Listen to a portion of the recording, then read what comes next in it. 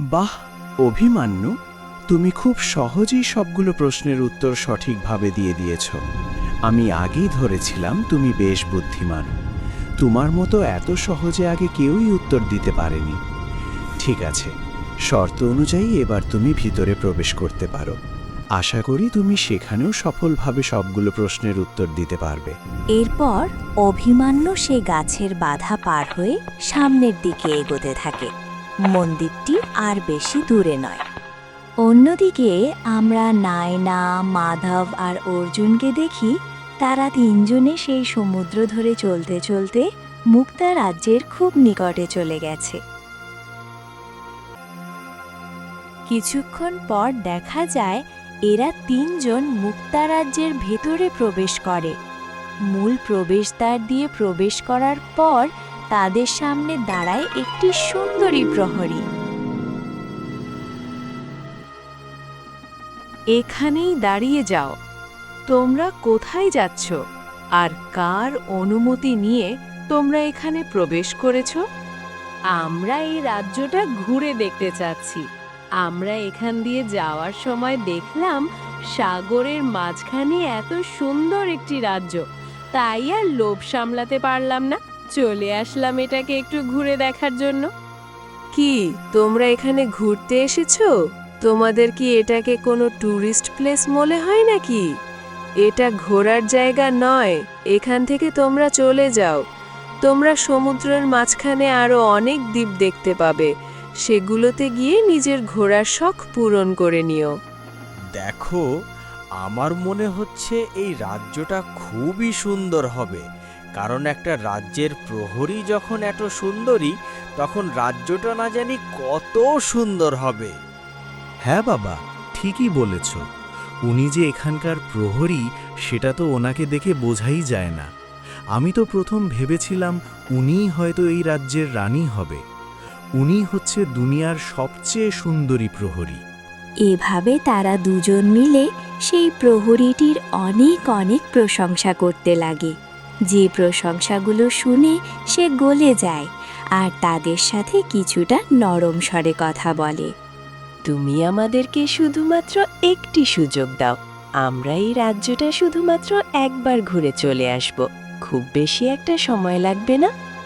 দেখো নায়না, এখানে বিষয়টা হচ্ছে তোমরা যতটা সুন্দর ভাবছো, জিনিসটা ততটাই ভয়ানক। এখানে ঢুকতে হলে তোমাদেরকে 3টি কঠিন প্রশ্নের সম্মুখীন হতে হবে। যদি সে প্রশ্নগুলোর উত্তর তোমরা সঠিকভাবে দিতে পারো, তাহলে কেবল তোমরা ভেতরে প্রবেশ করতে পারবে। আর যদি প্রশ্নগুলো থেকে কোনো একটা প্রশ্নের উত্তর যদি ভুল হয়, তাহলে এখানে তোমরা চিরতরে আটকা পড়ে যাবে। আচ্ছা ঠিক আছে, সমস্যা নেই। তুমি আমাদেরকে প্রশ্ন জিজ্ঞেস করো, আমরা প্রশ্নের উত্তর দিয়েই ভিতরে প্রবেশ করব। তোমাদেরকে আগেই বলেছি, যদি কোনো প্রশ্নের উত্তর ভুল হয়, তাহলে এখানে তোমরা চিরতরে আটকা পড়ে যাবে। মনে আছে তো? তখন কিন্তু আমার করার কিছুই থাকবে না।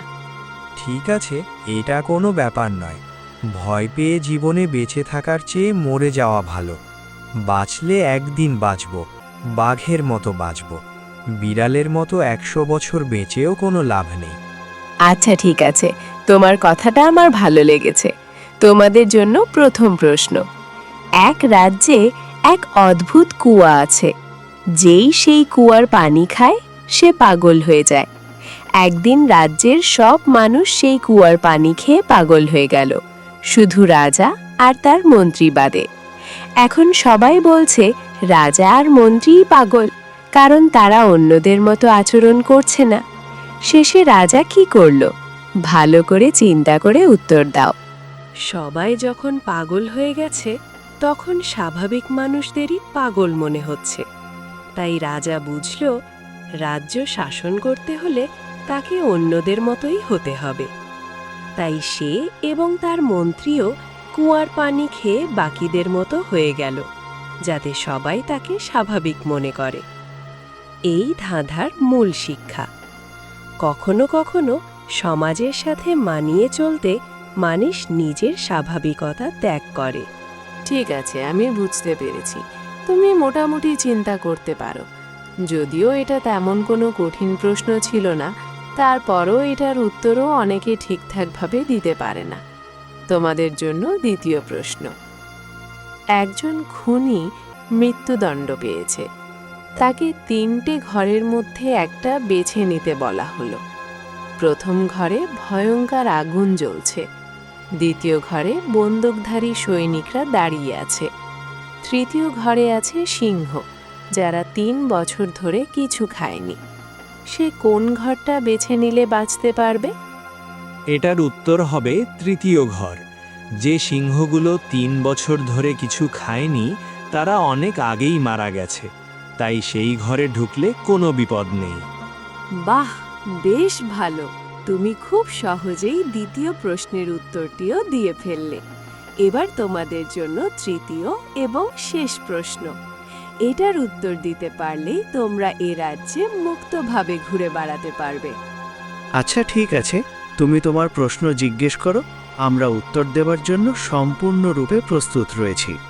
তোমাদের জন্য তৃতীয় প্রশ্ন হচ্ছে, আমি এমন একটি জিনিস যা যত বেশি তোমরা তুলে রাখো তত বেশি ছোট হয়ে যায়।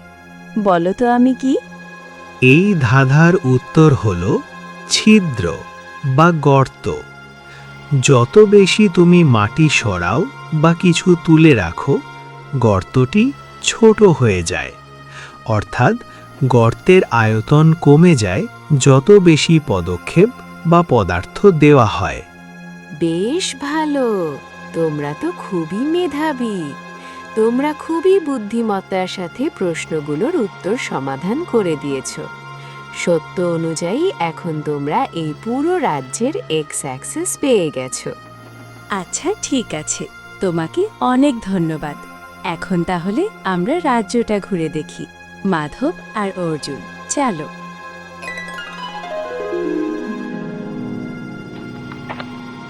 তারপর তারা 3 জন সামনের দিকে এগিয়ে যায়। যেহেতু এই সময়ে রাজ্যের মধ্যে অক্ষরী উপস্থিত ছিল না, তাই তারা এখানে ভালো সুযোগ পেয়ে যায়। বেশ খানিকক্ষণ পর তারা গোপন কামরার মধ্যে তাদের যে দ্বিতীয় সন্তান ছিল তাকে দেখতে পায়।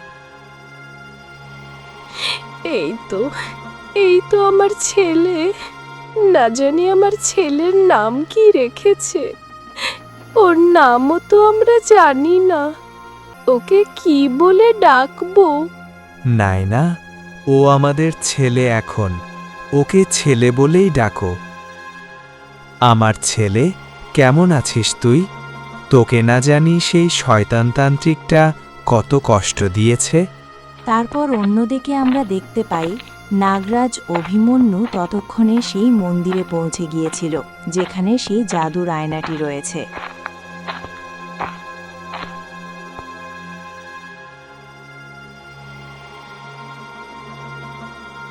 কি ব্যাপার, কে তুমি? তুমি এখানে কোথা থেকে এসেছো? এই জঙ্গল তো খুবই ভয়ানক, এখানে তো কেউ আসে না। তোমার উদ্দেশ্য কি? কেন তুমি এত কষ্ট সহ্য করে এই অবধি এসেছো? আমি এখানে তোমার কাছ থেকে সাহায্য নেওয়ার জন্য এসেছি, যাতে করে আমি আমার একজন পুরাতন বন্ধুকে খুঁজে বের করতে পারি। দেখো, তুমি যদি আমার কাছ থেকে সাহায্য নিতে চাও তাহলে আমি তোমাকে 3টে প্রশ্ন করব। সেই প্রশ্নের উত্তরগুলো সঠিকভাবে দিতে হবে। যদি কোনো প্রশ্নের উত্তর ভুল দাও। আচ্ছা আচ্ছা ঠিক আছে, আমি জানি যদি আমি কোনো প্রশ্নের উত্তর ভুল দেই তাহলে আমি এখানে পাথর হয়ে যাব আর চিরতরে এখানেই আটকা পড়ে যাব। বাহ, তাহলে তুমি এটাও জেনে এসেছো। বেশ ভালোই। তাহলে ঠিক আছে, আমি তোমাকে প্রশ্ন করতেছি। তোমার জন্য প্রথম প্রশ্ন, আগে যায় ফিরে চায়, 2-1টা থাপ্পড় খায়। বলো তো এটা কি জিনিস? অভিমান্য তো এসব প্রশ্নের উত্তর পারবে না, এটাই স্বাভাবিক। আর সে এটাও জানে সেই শয়তানটা এখানে এসে তাকে সাহায্য করবে। ঠিক সেই রকমটাই হয়। তখনই তার সামনে সেই শয়তানটা চলে আসে। হে শয়তান মহাশয়, আমি জানি আপনার কাছ থেকে সাহায্য পেতে হলে এখন আবার আপনার প্রশংসা করতে হবে। ঠিক আছে, আমি প্রশংসা করে দিচ্ছি। হে মহাশয়, আপনি তো মহান মনের মানুষ। আমি যতবার বিপদে পড়েছি, কারো কাছ থেকে হেল্প পাই বা না পাই, আপনার কাছ থেকে হেল্প পেয়েছি।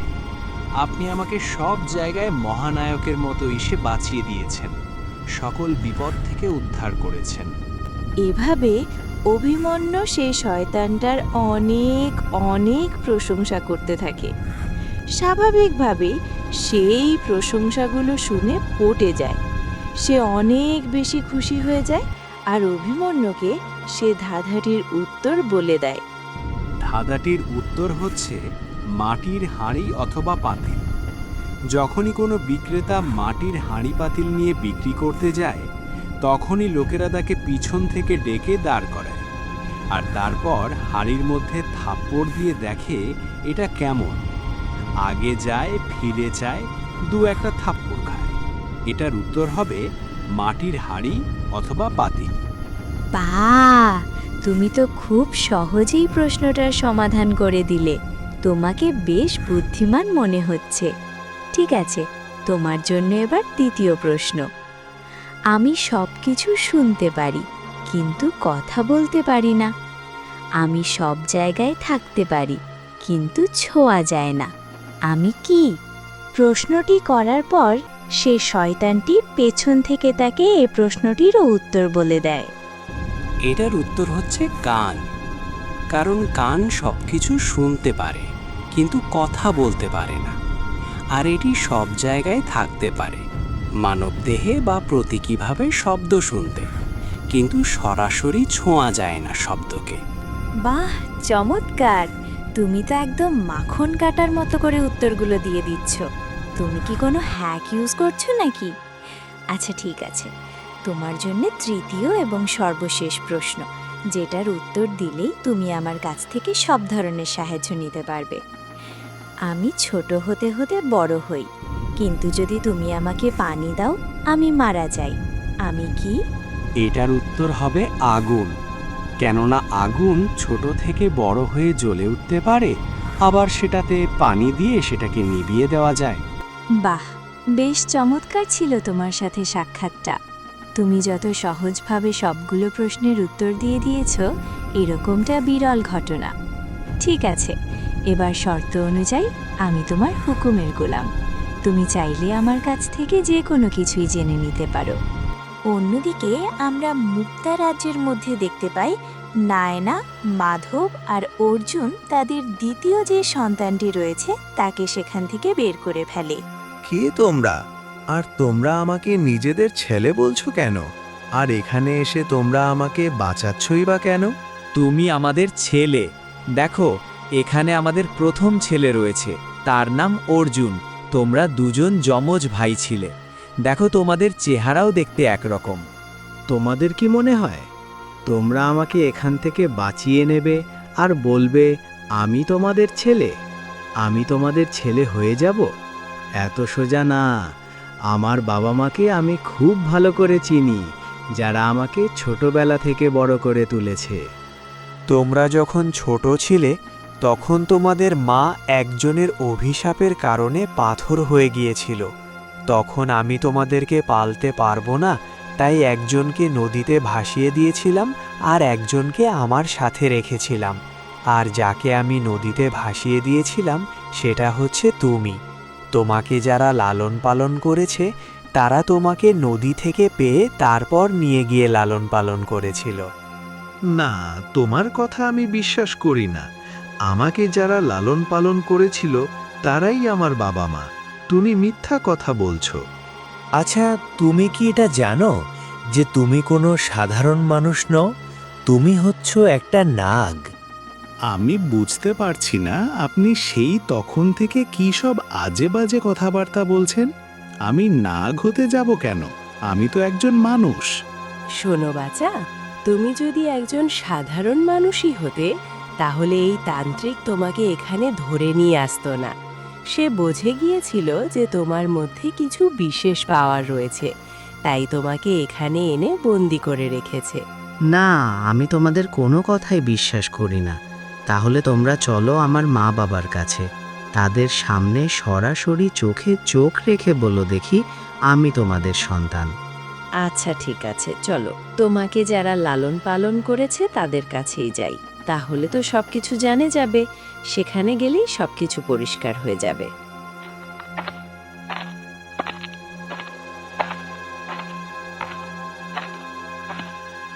এরপর নায়না, মাধব আর অর্জুন তাদের সন্তানকে সেখান থেকে উদ্ধার করে নিয়ে পৃথিবীতে ফিরে আসে, আর তারা তাদের ছেলেকে যে লালন পালন করেছিল তাদের বাড়ির উদ্দেশ্যে যেতে থাকে।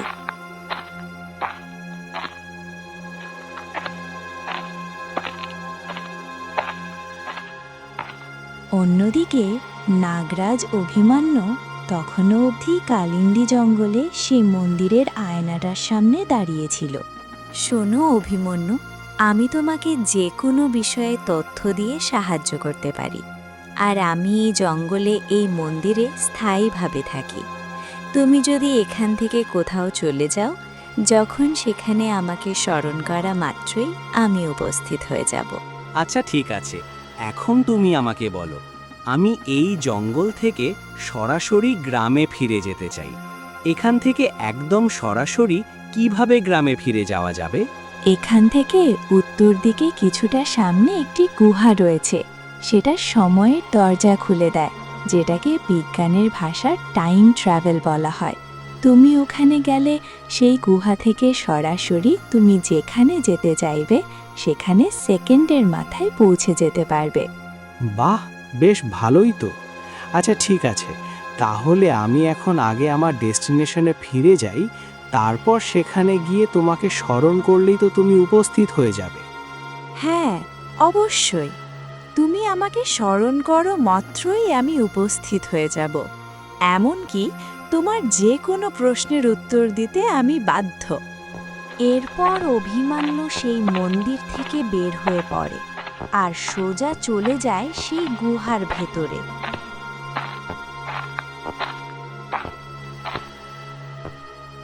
হে জাদুকরি গুহা, আমাকে এখান থেকে সরাসরি আমার নাগলোকে পাঠিয়ে দাও।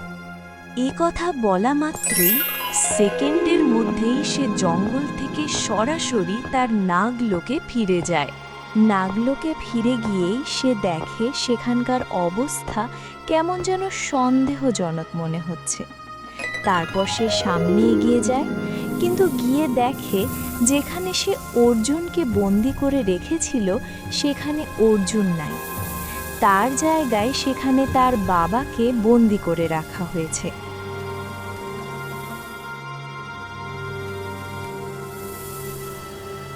কি ব্যাপার বাবা, তোমাকে এটার ভেতর কে বন্দি করে রেখেছে?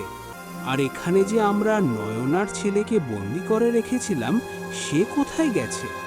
তুমি যখন কালিন্দী জঙ্গলে ছিলে তখন এখানে নাইনা এসেছিল, তার সাথে তার স্বামী মাধবও ছিল। সে এসে এখান থেকে তার সন্তানকে উদ্ধার করে নিয়ে গেছে, আর আমাকে খাঁচার ভেতরে বন্দি করে দিয়ে গেছে। তাদের অনেক বেশি শক্তি ছিল, তাদের সাথে আমি শক্তিতে হেরে গেছি। ওদের এত বড় সাহস, আমি ওদেরকে দেখে নেব। ওরা কোথায় যাবে? ওদেরকে খুঁজে বের করা এখন আমার কাছে বাঁ হাতের খেলা। আমার কাছে রয়েছে জাদুর আয়না। তুই জাদুর আয়নাটা নিয়ে এসেছিস? কই, কোথাও তো দেখতে পাচ্ছি না। কোথায় সেটা? তার কাছ থেকে তো আমরা এখন সবকিছু জানতে পারবো। বাবা, এই জাদুর আয়না পকেট নিয়ে ঘোরার জিনিস না। আমার যখনই এটাকে দরকার পড়বে, ঠিক তখনই তাকে স্মরণ করলে সে এখানে উপস্থিত হয়ে যাবে। তাহলে আর দেরি করছিস কেন? দেরি করলেই লেট হয়ে যাবে। এক্ষুনি সে জাদুর আয়নাকে এখানে হাজির কর। হে জাদুর আয়না, আমার তোমার সাহায্য প্রয়োজন। তুমি আমার সামনে হাজির হও। এটা বলা মাত্রই সে জাদুর আয়নাটি তাদের সামনে হাজির হয়ে যায়। হে অভিমান্য, তুমি প্রশ্ন করো, আমি তোমার হুকুমের দাস। তুমি যে কোনো প্রশ্নই করো না কেন, আমি সেটার উত্তর দেওয়ার জন্য বাধ্য। তো বন্ধুরা, এরপর কি হয়েছিল সেটা জানতে হলে তোমাদেরকে পরবর্তী পর্বের জন্য অপেক্ষা করতে হবে। পরবর্তী পর্ব দেখতে চাইলে ভিডিওতে লাইক করে কমেন্টে পর্ব 14 লিখে কমেন্ট করো। আর যারা আগের পর্বগুলো দেখো নাই তারা চ্যানেলের ভিতরে ঢুকে প্লেলিস্ট থেকে পর্ব 1 থেকে 13 পর্যন্ত সবগুলো দেখে আসতে পারবে।